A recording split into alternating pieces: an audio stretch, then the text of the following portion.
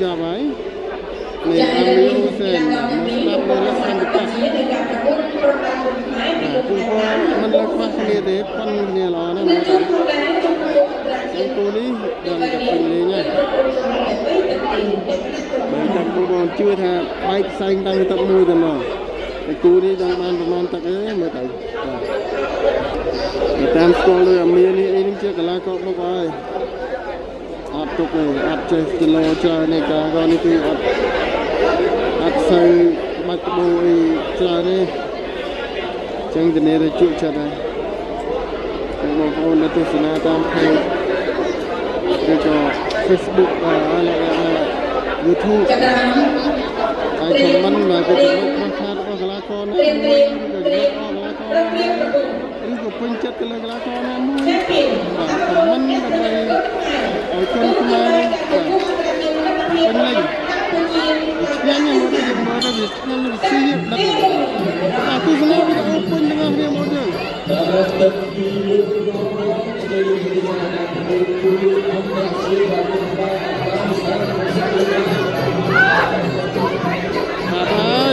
jauh mana tak bayar admin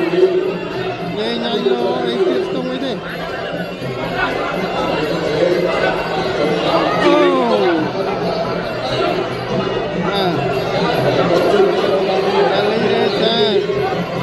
Muhammad Puasa Ikrama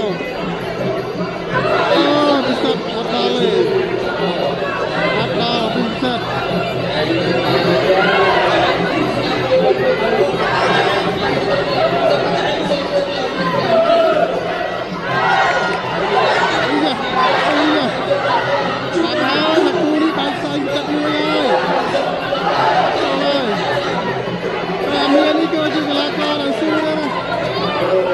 badminton ciri ni.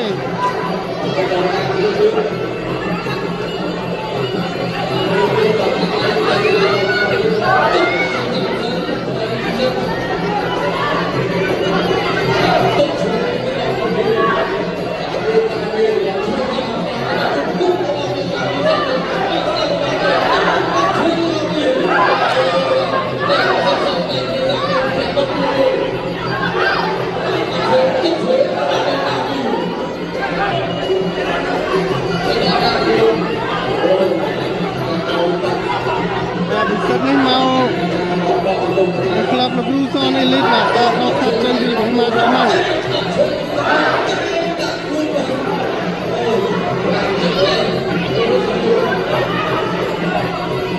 Oh, Yasin tu lagi cuan Yasin. Yasin kau saya, ya kau pergi dah bapa ni. Kau dah ni lah,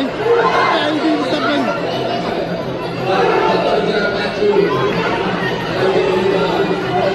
Thank you.